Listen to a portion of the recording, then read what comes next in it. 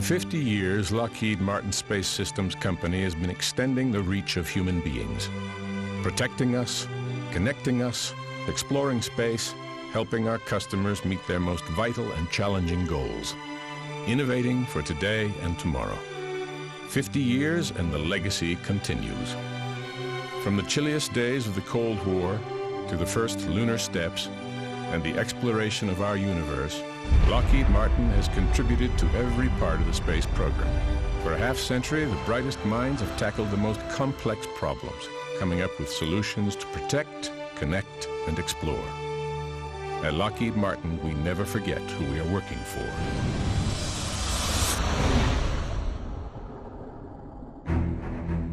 Space Systems Company played a key role in enabling the U.S. to win the Cold War. Our spacecraft served as the eyes and ears needed to monitor and understand the threats we faced. Our strategic missile systems were a key element of the U.S. strategic deterrent, and our missile defense systems helped to undermine Soviet efforts to threaten the U.S., our friends and allies. Throughout the 1950s, the Soviet Union was taunting, threatening, rattling sabers. The Air Force needed a powerful deterrent. Space Systems developed Titan I and II to stand alongside the Atlas ICBM. Together they served as sentinels for decades, protecting our nation. As America's security needs grew, Titan and Atlas evolved to become the nation's foremost space launchers. Titan, capable of lifting spacecraft the size of school buses into orbit, and Atlas launching both government and commercial spacecraft into Earth orbit and beyond. At the same time, the Navy turned to space systems to develop a missile that could launch from a nuclear submarine, and Polaris was born. The legacy continued with Poseidon and now with Trident, powerful fleet ballistic missiles capable of launching from under the ocean and reaching targets over 4,000 miles away. The nuclear-powered submarine became a cornerstone of our defense, and fleet ballistic missiles continue to protect America to this day. These programs addressed some of the most challenging national security problems ever faced. Our nation's welfare was riding on the shoulders of these formidable systems. Military communication satellites provided by Space Systems Company have been an integral part of our nation's defense for many years, linking the United States and allied warfighters anywhere on Earth, with voice communications, video, data, and the imagery needed for forces to prevail. The Department of Defense has called on space systems engineering teams to build and integrate information systems critical to successful military operations. Powerful systems in space that keep troops connected. The Defense Satellite Communication System, or DISCUS, as well as MILSTAR, are providing information to help keep soldiers safe in the field. The latest generation of global positioning satellites, called GPS, were also designed and built by Space Systems. These satellites are used extensively by the military for navigation on land, sea, and in the air, providing high-precision targeting for weapons and ensuring minimal collateral damage and civilian casualties.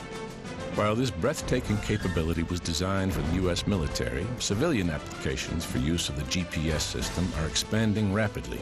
Emergency vehicles save lives by using GPS to pinpoint destinations and map their routes. Airlines save millions of dollars by using GPS to fine-tune flight plans. Scientists use GPS to monitor earthquakes, and GPS is being installed in more and more cars so that drivers not only know where they are, but can also get directions to their destinations. Transformational satellite programs under development will advance our nation's capabilities even further. In 21st century warfare, there is no substitute for information superiority.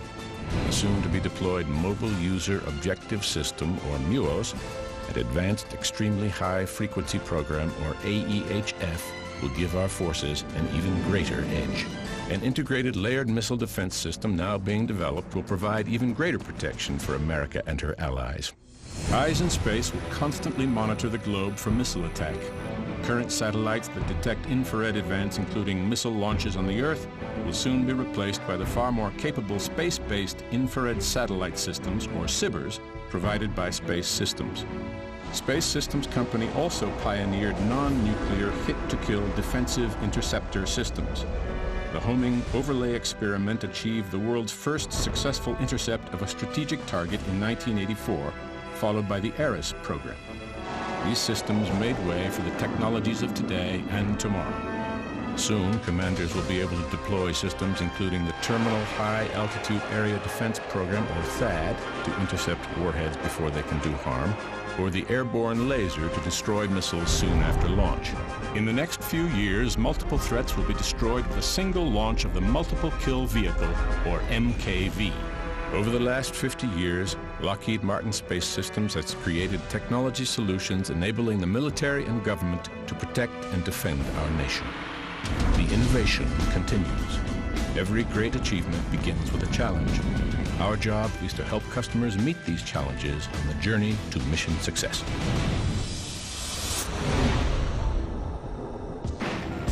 Space Systems Company was at the forefront of our nation's response to the launch of Sputnik. In 1958, the United States launched Project SCORE, the first communications satellite, an Atlas rocket. It captured the world's attention by transmitting the first message from space, a greeting from President Eisenhower. This is the President of the United States speaking. Through the marvels of scientific advance, my voice is coming to you from a satellite. As the U.S. entered the space age, the government turned to Space Systems to develop the multi-mission Agena upper stage vehicle to begin carrying some 400 satellites into orbit. These included the world's first space-based, top-secret photo reconnaissance system, Corona. Communication from space was now possible, and it was just a matter of time before hundreds of communication satellites circled the globe.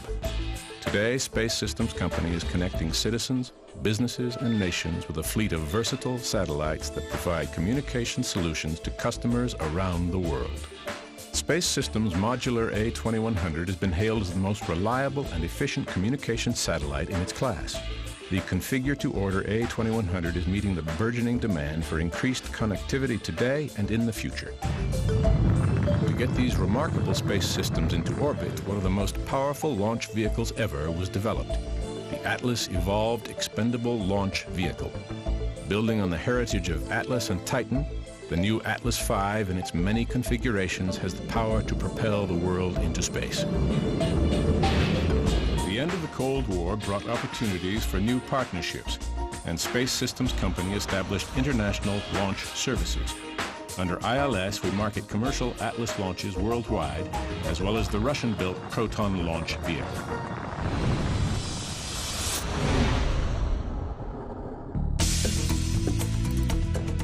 In the early 1960s, a race began, a marathon to demonstrate the superiority of American technology and beat the Russians to the moon. We choose to go to the moon in this decade and do the other things, not because they are easy, but because they are hard. President Kennedy set the course in 1961, and on March 23, 1965, after the successful Mercury Redstone and Mercury Atlas flights were complete, the world watched Americans roar into space again on Gemini Titans with 2 astronauts on board. By 1966, a pair of test flights and 10 piloted Gemini missions were complete. Space Systems helped prove astronauts could dock, rendezvous, and walk in space, all essential steps that set the stage for Apollo and man on the moon. Today, Lockheed Martin Space Systems has set its sights on the lunar surface and beyond, helping NASA unlock the mysteries of the solar system. Lunar Prospector detected the presence of water at the moon's poles, and the Stardust and Genesis missions have returned comet samples, interstellar dust, and solar wind particles to Earth for study. Did life ever arise on Mars? Is there life on the red planet now? We are part of NASA's bold initiative to find the answers. The Viking landers, Odyssey, and Mars Global Surveyor, all built by Space Systems, brought Mars into sharper focus. Mars Reconnaissance Orbiter is inspecting the red planet in finer detail and will assist future missions like the Phoenix lander. This groundbreaking exploration may one day lead to a human presence on Mars. With each new mission, Space Systems helps scientists better understand our solar system. Cassini is showing us Saturn as never before. Our contributions to the New Horizons mission, the fastest spacecraft ever to leave Earth, are making possible the first trip to Pluto. The speedy spacecraft arrives at Pluto in 2015 after a 3 billion-mile journey. The Lockheed Martin built Hubble Space Telescope has allowed us to peer far deeper into the universe than ever before. Called the most important telescope in history by the National Academy of Sciences, Hubble has ushered in a golden age of astronomy. Since its launch in 1990, the Hubble Space Telescope has captured over 750,000 images, generating more than 6,000 articles in science publications. Hubble has revolutionized our understanding of the universe and has opened a window on the cosmos for both scientists and lay people alike. The Spitzer Space Telescope, built by Space Systems and launched in 2003, is the largest infrared telescope ever sent into space. Its highly sensitive instruments give a unique view of the universe and allow us to explore regions of space previously hidden from optical telescopes, such as extrasolar planets and stars in the earliest stages of their development. And Space Systems satellites are not only surveying the heavens, they are surveying the Earth. Since 1960, Lockheed Martin has built TIROS weather satellites for NASA and the National Oceanic and Atmospheric Administration. Data from the spacecraft support weather analysis and forecasting, climate research and prediction, ocean dynamics research, the monitoring of volcanic eruptions, and the detection of forest fires. These satellites have also carried search and rescue transponders since the early 1980s. This capability has saved countless lives over the years. Since 1965, Space Systems has also built every Defense Meteorological Satellite Program spacecraft for the Department of Defense. DMSP provides vital weather information to U.S. men and women in uniform, no matter where they serve. One of the most exciting aspects of space exploration is human spaceflight. Lockheed Martin designed and built the manned maneuvering unit that allowed astronauts to fly untethered in space. The company also builds the huge external tank that fuels each space shuttle mission, and the massive solar arrays that power the International Space Station, and is working on ways to cost-effectively supply the space station with cargo and astronauts. Space Systems is rising to the challenges of the future, contributing to NASA's efforts to develop the next generation of interplanetary human transport, a safe, reliable vehicle that can take travelers to the Moon, Mars, or even beyond. For 50 years, the dedicated men and women of Lockheed Martin Space Systems have worked to protect our nation and forge the future of space. We've helped to create the world's leading aerospace company, from missile defense systems to space launch vehicles, from interplanetary spacecraft and advanced space observatories to government and commercial satellites, from fleet ballistic missiles to communications systems. In the process, we never forget who we are working for. The tougher the challenge, the more determined we are to find solutions. For 50 years, the men and women of Lockheed Martin Space Systems have designed and built the technologies of tomorrow. We move forward confidently into the next 50 years, into a future of protecting, connecting, and exploring, into a future of mission success.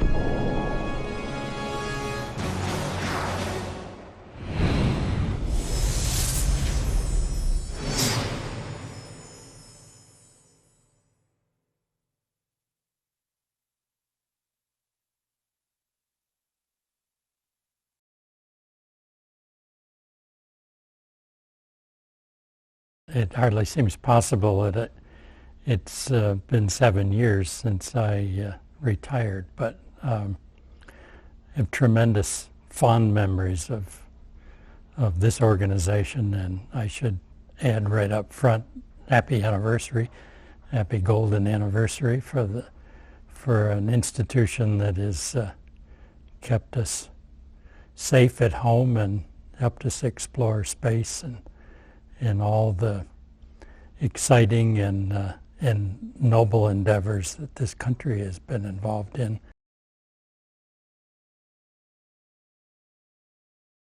One of the things that I'm most proud of is are the joint ventures with Russia and in launch vehicles and pushing through the development of the Atlas V launch vehicle.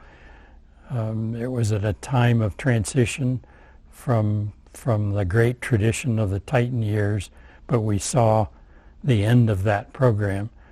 And if Lockheed Martin wanted to stay in the launch vehicle business, we needed to develop a new launch vehicle, and the predecessor to that was acquiring General Dynamics Space Systems.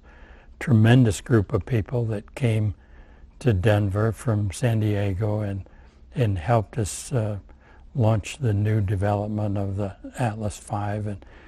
And while the verdict is still out, I would say, on the business case for the Atlas V, it's a tremendous contribution to the country in expendable launch vehicles.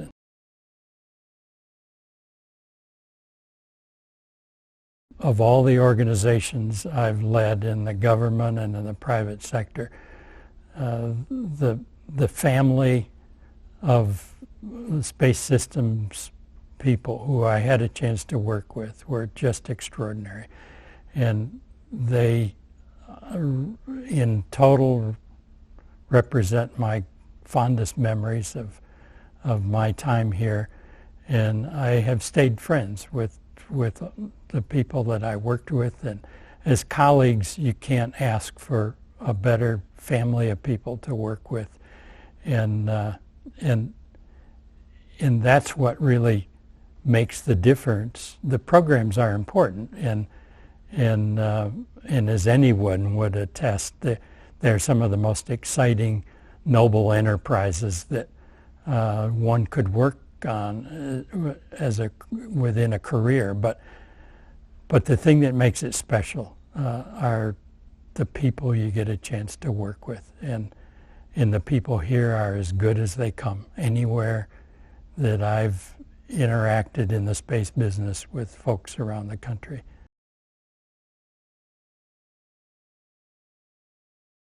Our first meeting with in Waterton with the Russians, when we were just sort of exploring each other as far as a business arrangement, and we started out sitting on opposite sides of the table in the conference room, and everything was very formal and somewhat stilted, because here are two Cold Warriors sitting on each side of the table. They knew a surprising amount about the early ICBM heritage of Titan, and they had questions about why we did things the way we did, and we of course knew a lot about them in their missile business during the Cold War, and so this mating dance took place, and very, very formal and structured.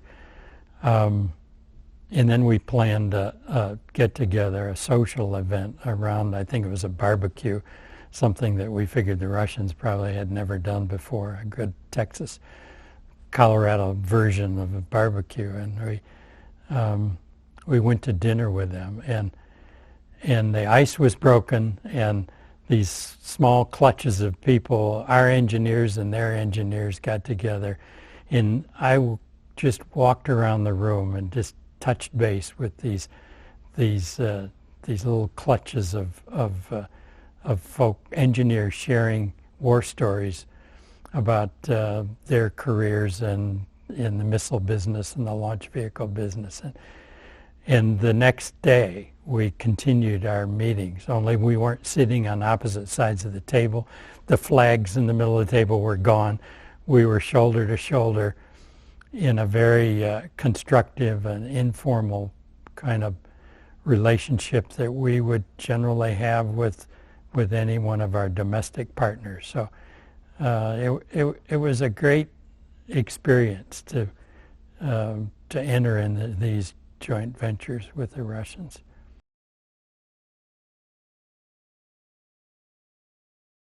Well, I do hang out a lot with my grandkids, and they I have 4 of them, and they've already been bitten by the space bug. In fact, my 2 oldest grandsons, one now 7 and one 5, were out on the deck in the back looking at the stars through my telescope, and said they're going to go to space. We were looking at the moon, And they said, well, yeah, let's go together. And the youngest one says, yeah, but I'm going to drive.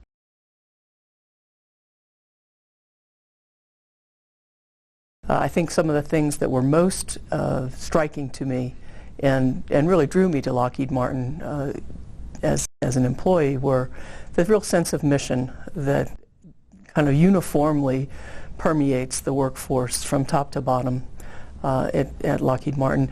I think also coupled with that a real desire to take on our customers' most challenging problems, a group of people that not only are at the top of their game in every dimension technically, but also really imbued with a strong sense of integrity and a sense of purpose around that. And those were the things that over the years that I've had the opportunity to work professionally with Lockheed Martin and now today be part of Lockheed Martin have really been impactful for me.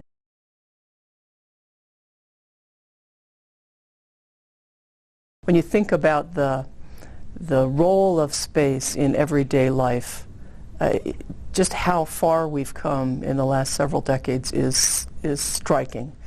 I mean, it plays a central role in our nation-to-nation, city-to-city, person-to-person connectivity, with space really knitting the world and its communities much closer together.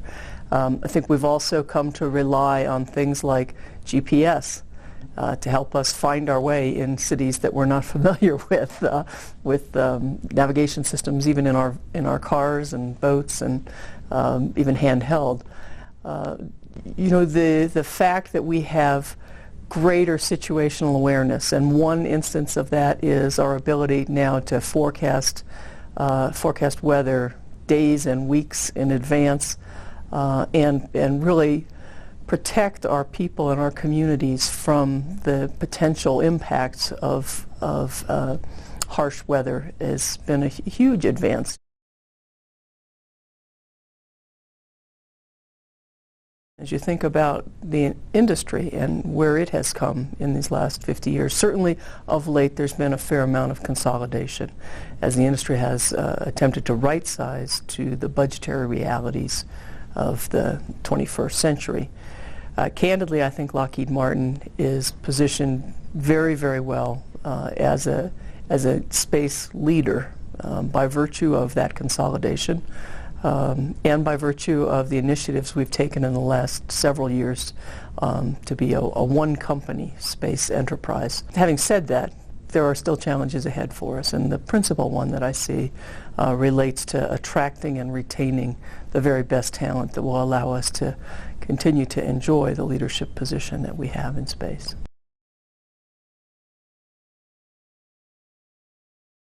As we look forward to the next half century, certainly I would anticipate that human space flight beyond low Earth orbit will become routine. We will, I think, doubtless understand this universe we live in a good deal better. Unfortunately, I think the challenge to maintain space superiority will become more intense. I don't think our adversaries will continue to allow us to enjoy the dominance we have had in the high seas of space without challenging us in some fashion.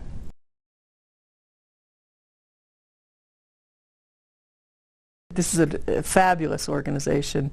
It's manifest in the accomplishments of the last 50 years, and it's evident in the quality of the people and the products that we deliver today. So I have every confidence that we will continue to be an organization that makes a difference.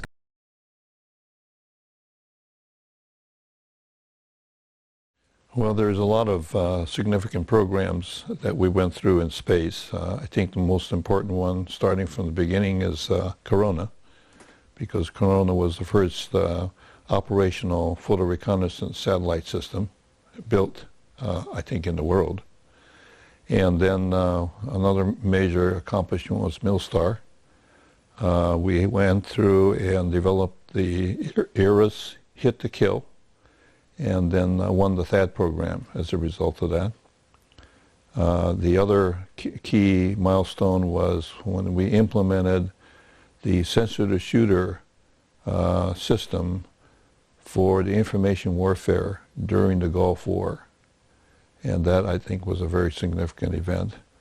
And then the last one that has lived forever and has basically brought the whole evolution of the universe into our living room, and that's the Space Telescope, Hubble Space Telescope.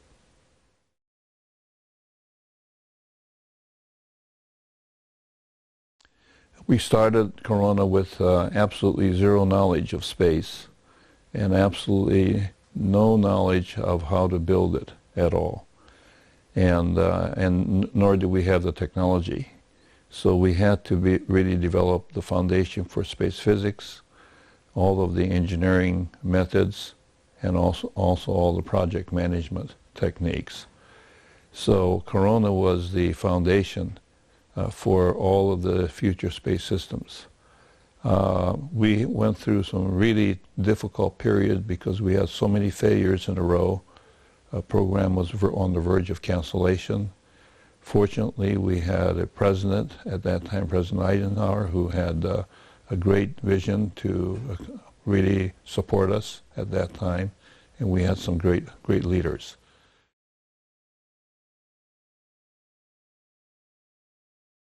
Well, I think the thing that makes me most proud is that through the years, as Lockheed Missiles and Space Company, and then as Lockheed Martin Space Systems Company, we have had tremendously successful programs. If you really go back and think of all the successes we had when I was there, and then if you look at today's systems, the Fleet Ballistic Missile System continues to operate flawlessly. The Atlas operates flawlessly. So the mission success record of Lockheed Missiles Space Company and now Lockheed Martin Space Company have been just terrific.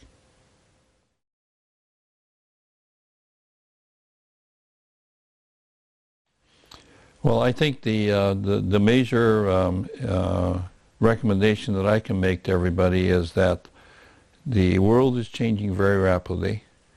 The fact that the world is changing so rapidly means that from a personal leadership and from a strategic implementation point of view, you really have to make some changes. And I think with the way the world has changed from the Cold War to terrorism, and with the changes to the internet, the changes brought about by internet from a business point of view, there is some big changes that have to be made in where the role of space will evolve in the future.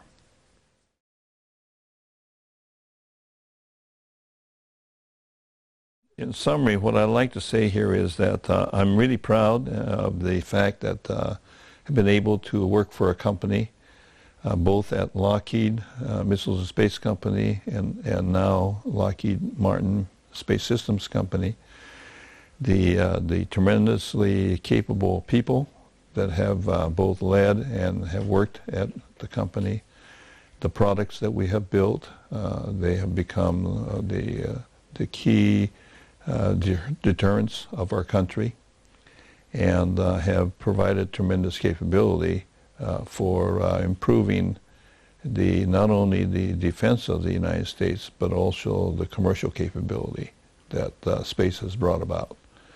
So I am very proud of what everybody has accomplished, and I'm very proud to be able to participate in this interview for the 50th anniversary. And I look to another great 50 years for the company.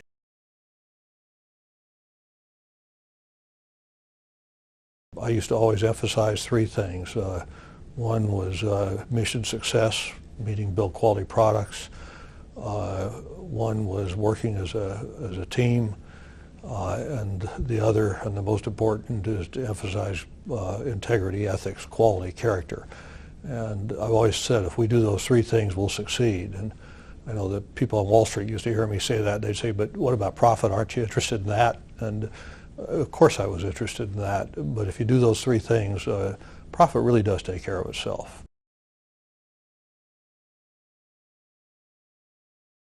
The biggest challenges really were building quality products, keeping them alive, and winning new ones. And it was a never-ending challenge. We had some great wins when I was in Denver. I remember one year in particular when I remember thinking to myself when the year started that we had 4 major programs that we were competing for. And I said to myself, if we win all 4 of them, I'll be in ecstasy. If we win 3, I'll be awfully happy. And 2, I'll be satisfied. 1, I'll be disappointed. None, I'll be looking for a new job. And we won all 4. And we really were on a roll. We had great time. And that introduced another challenge, which was a great kind of challenge, and that was we literally had to hire thousands of people with special security clearances. And those are very hard to find. And that was maybe the biggest challenge we faced during those years. And that's a great kind of challenge to have as compared with what we faced when I was back in the headquarters when I left Denver, where we were facing downsizing the whole industry. And the industry as a whole lost half of its employees, 3/4 of its companies.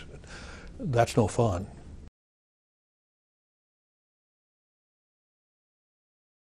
When I look back on my career, which now is basically behind me, I just have to be struck by how incredibly lucky I was and all the people I worked with. All of our associates were. You figure the Earth is 4.5 billion years old, and I've lived through over 2/3 of the aeronautics age and the entire space age. And I lived in that little teeny sliver of time, we all did, when humans first left the Earth.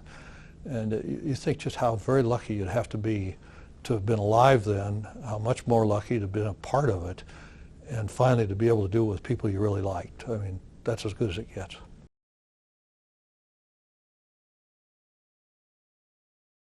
Probably our most respected but fiercest competitor was Lockheed Sunnyvale.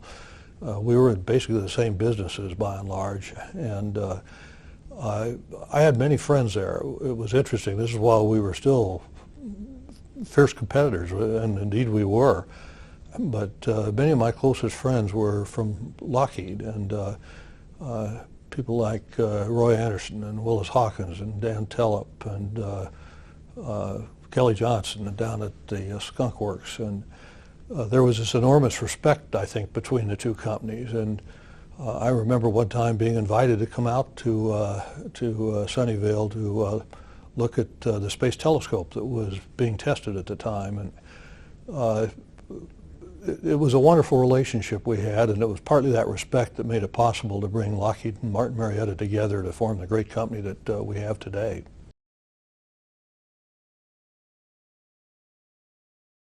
Of course, Dan Tellep ran Sunnyvale, and I had the good fortune to run Denver. We were competing with each other all the time, but Dan and I were good friends. There was a lot of respect, and to this day I admire Dan. There wouldn't be a Lockheed Martin without Dan. And but as we put the companies together, there were all kinds of funny little vignettes. One that pops to mind was we'd all take, this was before the merger was announced publicly. It had to be kept very secret for a number of reasons. And we all took code names for ourselves. We changed the code names about every week, and so it led to confusion. Anyway, one day Dan called my office, and somebody answered the phone who Dan didn't recognize their voice. He was in a hurry running through the airport, and he was worried who that was. And anyway, whoever answered the phone said, Dan said, could I talk to Norm? The person who answered the phone said, of course, may I ask who was calling? And there was a moment's hesitation, and Dan said, I can't remember my name, and he hung up. And so we had lots of problems like that, but it was always, it was great fun doing these things in addition to doing something I think important.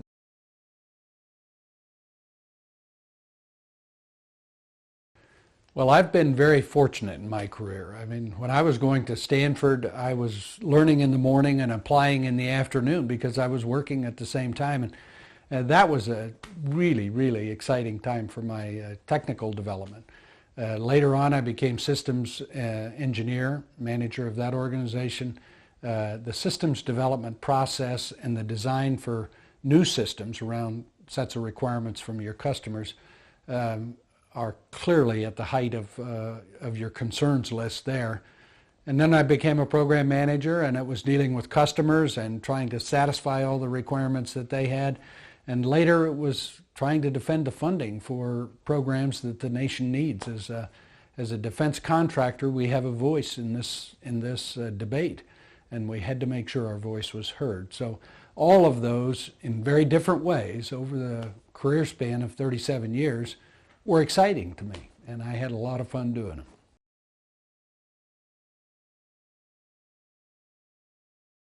Well, there are a number of things that you can think of when you think about space systems, but to me, the key item was the defense of our country during the Cold War era.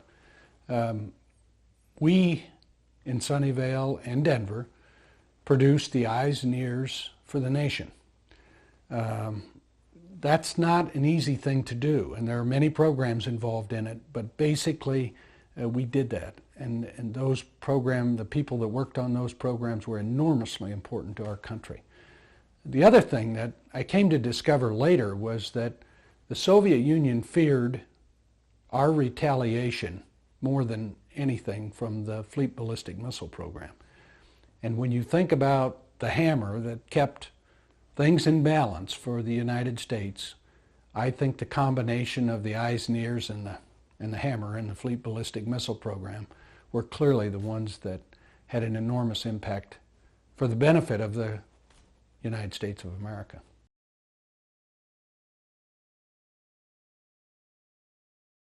I think the most tumultuous event was probably the end of the Cold War. 1989, the Iron Curtain came down, and we found ourselves with a lot fewer development contracts and having to space out the production that we had under contract already. Those are big events. We tried to fill in by developing some commercial activities, like the contract with Iridium, for example. We did a good job on that contract. I think Motorola later discovered that they needed to do some more work, but all of the effort during the downsizing era was in fact a tumultuous time. And people who had spent their lives trying to win the Cold War all of a sudden found themselves without a job. Some did.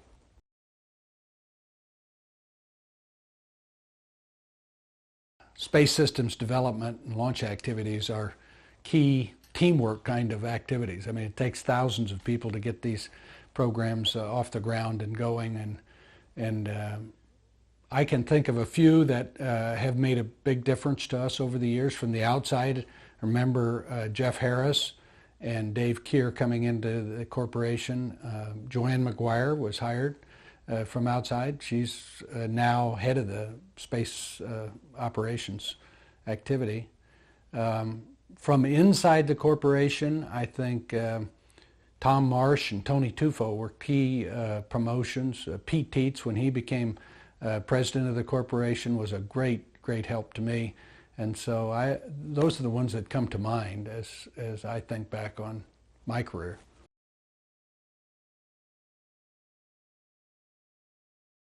There are kind of three unmet needs, if I could say it that way. One is how do you detect underground bunkers and destroy them effectively? I think that will become a more important item in the war on terror as we move forward. Second, if we're going to go to Mars with manned flight, then we're going to have to figure out a whole new raft of systems that will be able to take us there, and that will be a major development activity, and I think that's coming. Third, missile defense. While we've done a lot in the development of missile defense, we clearly don't have it all deployed yet, and I think that deployment, and especially the involvement of PAC-3 and THAAD in those defensive operations, will become more important over time with the war on terror and other activities that you see developing around.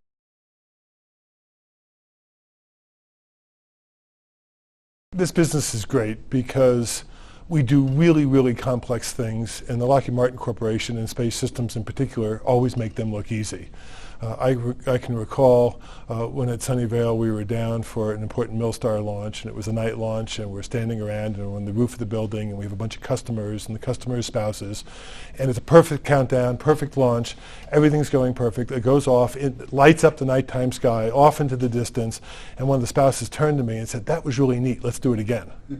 And so you look at that and sort of say, how do we take a Titan rocket and put a very complex military communication satellite on top and just make it look so easy? We put together a team of the right people that are driven by the mission to go get the job done, and you take those successes.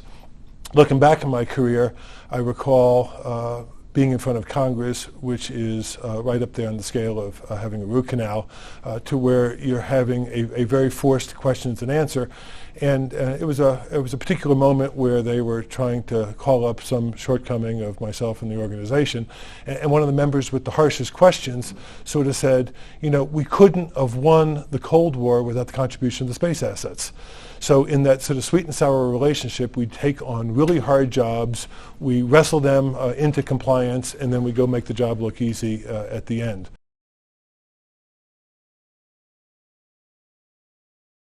I'm really pleased to look at how the company has grown. What was a very difficult marriage socially between the folks from Denver and the folks in Sunnyvale, now to align with the folks in Newtown. It was, can I play the strengths of all of these pieces? I just came from a meeting where we were patting ourselves on the back for Mars Reconnaissance Orbiter and talking about, again, aligning all of the right talents to go win and deliver on that job at a price point that's impressive and with a very exciting mission in front of it. If you look at the cultures coming together, where I think we've done a good job of maintaining the strengths of all of the, you know, so the best of each, while not shorting sort of the stuff that was time to clean up. And I think that gives us a very bright future.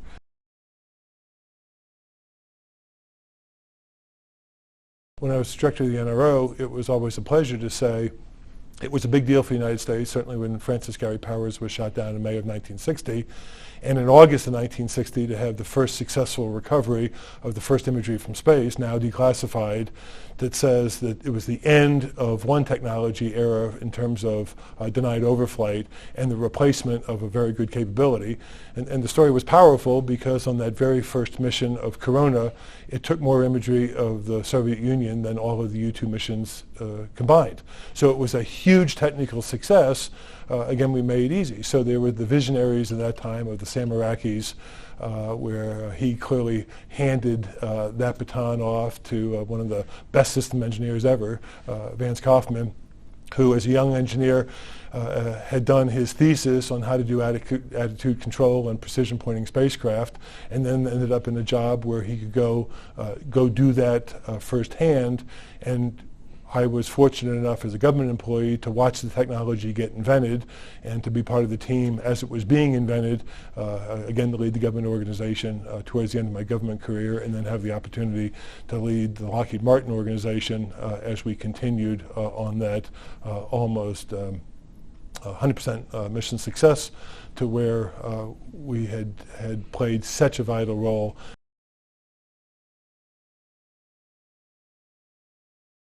Lockheed Martin Space Systems Company in particular takes a job on and walks in the customer's shoes almost better than anybody else. They understand what the desired outcome is, in today's speak, what effect the customer wants, and they go and take and form a technology base and a well-managed programmatic base to harness the technologies and pull it together into a systems solution. Many times it's easy to fall in love with the technology and sort of beat that technology until you find a mission that'll go do it. This was a case where it was, let's go get the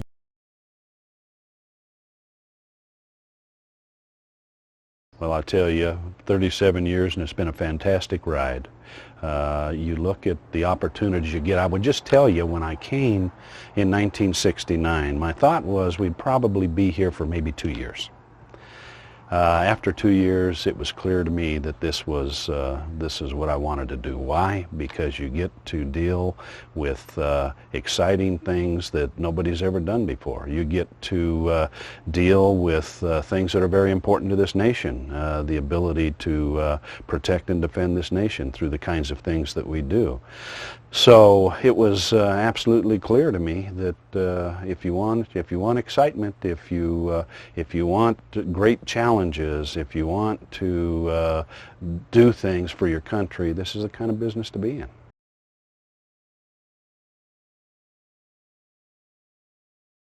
In 1999, of course, we had our challenges. We had several mission failures. Customers our confidence was shaken with our customers, and so we absolutely had to step up and work that issue. And we put a complete focus on mission success, which has always been our mantra. For the last 7 years, we've had a phenomenal record of mission success. It all comes from that.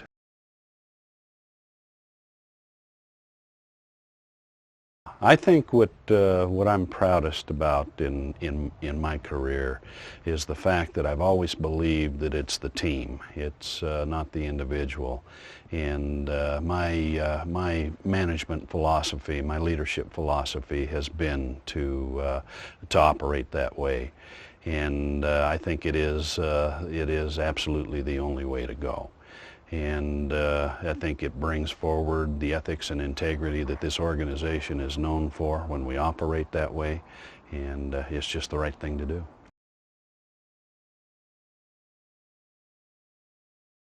Well, when I graduated from college, I had come up and I interviewed with Curly Steinmeier, who was in our engineering test department, and I accepted a job with Curly on the MOLE program. As Diane and I were driving over Wolf Creek Pass, we had found out that the MOLE program had been canceled. So we weren't even sure that when we got to Denver whether we were going to have a job or not. Well, in fact, when we got here, they had reassigned me into Jim McAnally's section at that point in time. And I remember telling Diane as we were going over Wolf Creek Pass that, the only thing I don't want to do is I don't want to be a design engineer.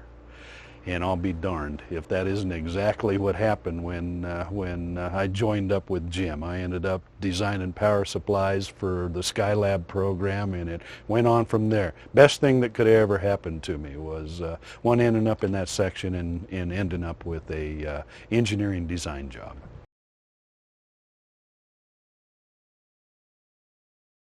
I guess you single out one of the first things you did in your career, and I would say the Viking program was absolutely a highlight. I mean, it was a time when a team was going to do something that had never been done before, take two landers and land them on the surface of Mars, which we successfully did. They were designed to last for 90 days. Years later, they were still transmitting data. I mean, those kinds of experiences are hard to come by. But then I'd go to the end of my career. I mean, the last 3 years with this fantastic group that we have in Space Systems Company has just been a great experience. And I think going into retirement, that's what I'll miss the most, is the people that you have the opportunity to work with. What a great group it is.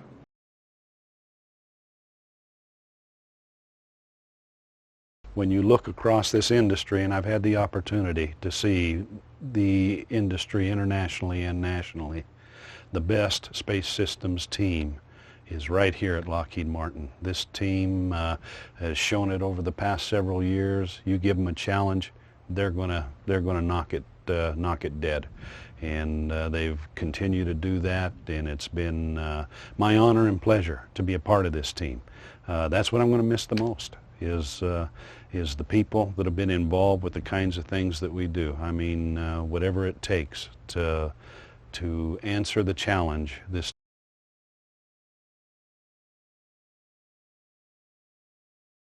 For most of my career, I worked with and for Pete Teets, and so it has to all start with him. I looked up to him, and still do to this day. And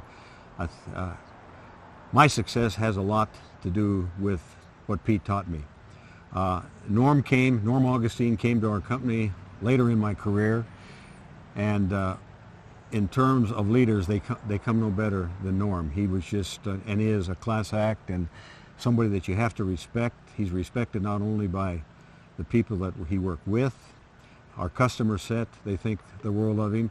And of course, after the merger with Lockheed, I then was reported directly to Vance Kaufman. And Vance was all that you thought he would be. He was just a terrific leader, and I enjoyed that immensely. And then I will just tell you that during our career, whether it was NASA, it was the classified programs, the Air Force, whatever, we have always had a team. And the team of customers we've had through the years, and specifically while I led Denver, were tops. And so we want them to be successful. To be successful, we had to. So I looked up to them as well because they counted on us to do what was right for this nation.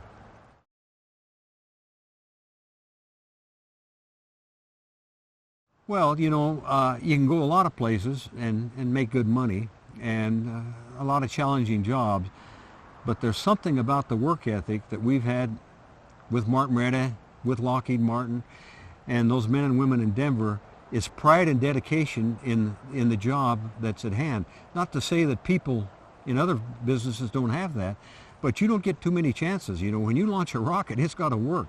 When you put a satellite on orbit, it's got to work. And so I think it's pride and dedication. And Pete Teets, who I think the world of, and I followed him into the position that I had in Denver, mission success was our work ethic. And I don't care whether it was the secretary typing a report, the guard at the gate checking badges, the person on the factory, a test engineer. It's quality in everything we do. We believe that, and it shows with our products.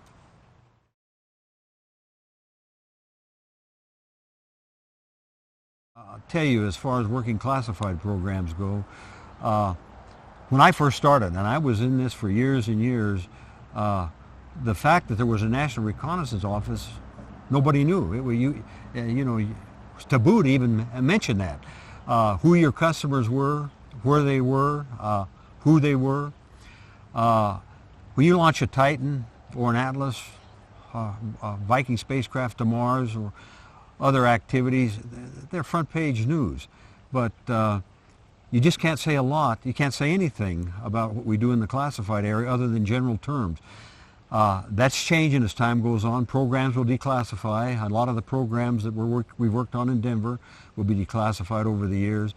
But it's hard because when you go off-site, you can't tell your family where you're going, why you're going. In a lot of cases, even your accommodations, where you're staying, can't be told. So it's not only a hardship on the families, it's a hardship on the employees.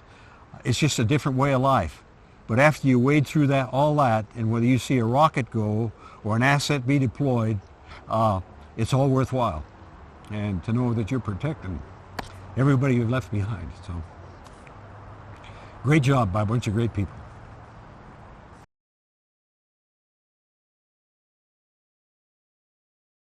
When we set up international launch services, we were now working with the Soviet Union, where I'd spent my whole career trying to make sure that they didn't do something adversarial to our country. So that was totally different. The Russians are an interesting group to work with. I could tell you a lot of funny stories. We don't have time to do that.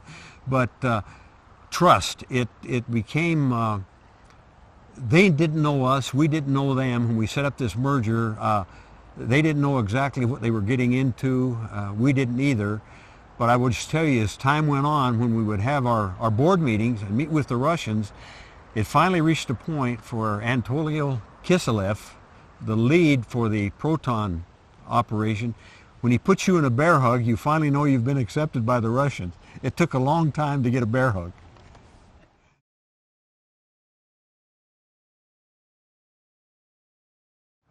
Well, looking into the crystal ball in terms of what might happen the next 30, 40 years is a terribly difficult thing to do. Technology changes so quickly, and things that are in the future we probably haven't even thought about. Norm Augustine used to tell the story that his mother and father came out here in a covered wagon. Well, when they passed away, Norm had friends who were astronauts. Now, who would have thought that over the period of his life? So we've done great things, but it's terribly difficult for me to predict the future. The company is in good hands. They will be looking at the right research. They'll be looking at the right technology. They will hire the right people, make the right acquisitions. I have all the faith in that in the world. So whatever comes, our company will be ready for it.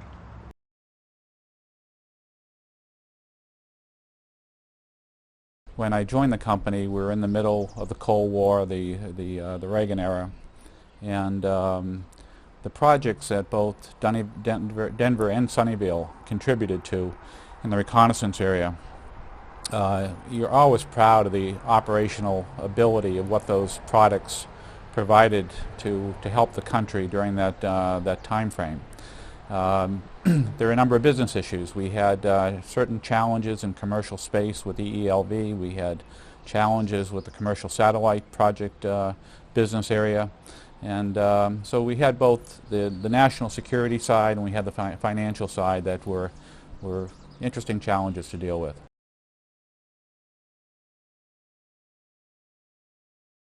The people really are world class, and again, every workforce has different demographics in it, but there clearly is a percentage of them that are the highest caliber people in the country. They really have a passion for what they do, and they have to, because these things are not easy. If it was easy, you could go down the five and dime and buy them, and they do. They have accomplished and they continue to accomplish just absolutely amazing things.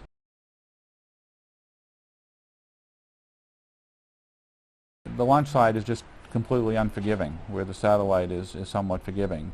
And there's also just a difference in the economics, where you know, a launch vehicle costs you $100 million for an Atlas, and on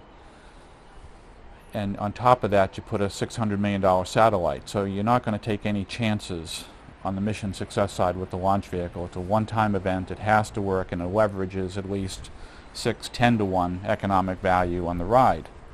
On the satellite side, if they're so complicated that if you chase a parts problem, you can delay a launch for 3 years. Well, 3 years costs you $200–300 million. Another solution is with the redundancy on the satellite is you can take a little bit of risk, get it on orbit, and use a redundancy to get life. So it just is a different play on the two sides.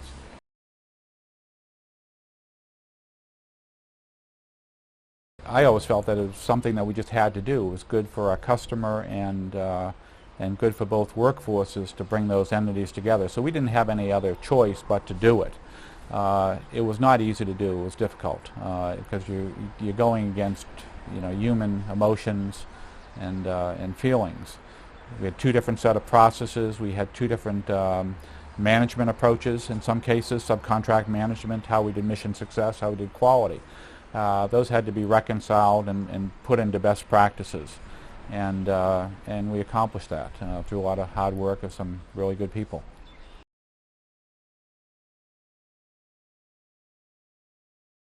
AV-01 was amazing. I remember sitting on top of the building down in Florida when it went off, and I think a lot of us would have jumped off the building to our desks if it had not gone as well as it did.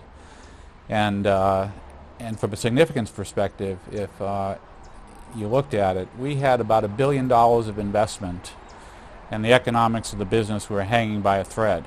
And if that launch had not worked, EELV would not be where it is today.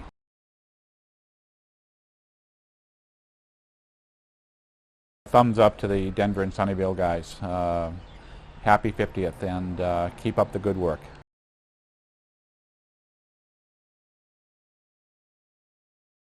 Well, I think the accomplishments that Denver has made over the years to our nation's space program are pretty phenomenal. And I say nation's space program, of course it all started with ICBMs, and so I'll include that as part of our space endeavors. And I'm proud of the fact that I had an opportunity to spend 30 years here in Denver, and very frankly, I am proud that I started out as a summer hire and ended up running the operation. As I say, running this operation for the number of years that I ran it was the highlight of my career, truly was.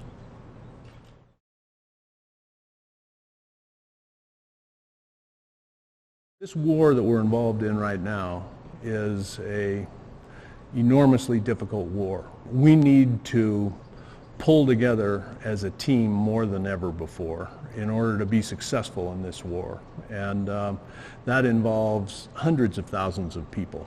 And so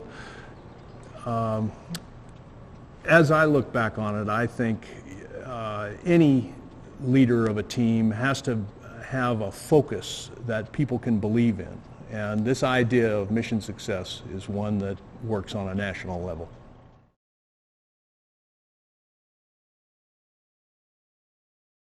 I think what I end up at this point in my life as being most proud of, quite honestly, is the successes that we've achieved with our military space program and our intelligence collection space program. If I look back and think through my career, all my career has been about that: launching satellites, collecting information from satellites, disseminating information to the proper people. And I would just say that today, in this global war on terror that we're fighting, our space assets give us an enormous technological advantage. We're able to collect actionable intelligence. We're able to see the whole picture. We're able to make use of our space assets in an exceptionally important way. And as a result, I take great pride in that. I think we have every reason to think that we're going to win this war on terror. And the reason that we'll win it is all the talented people that are obviously giving their lives to it, but our technological advantage will serve us all very, very well.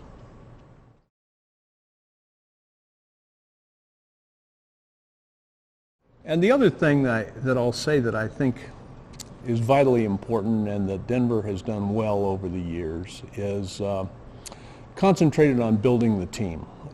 Any of these very sophisticated, complicated systems that we build can't be put into the field by a few individuals. It takes a large team of people working together with a certain singularity of purpose. So focusing on people, building the team, making sure that the people are properly treated and handled, make certain that you hire the best possible talent, develop that talent, provide opportunities for self-development.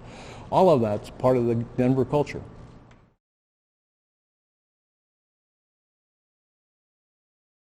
The other thing that the corporation needs to do, and I know will do, it has such technological capability, needs to stay right on the cutting edge up front, which means investment in IR&D, independent research and development. It means need to continue to hire the best technical talent in the world, and Lockheed Martin shows every sign of doing that. So I think the future of the corporation is excellent as long as it remembers focus on mission success, stay on that leading edge of technology, take care of its people, and build a team.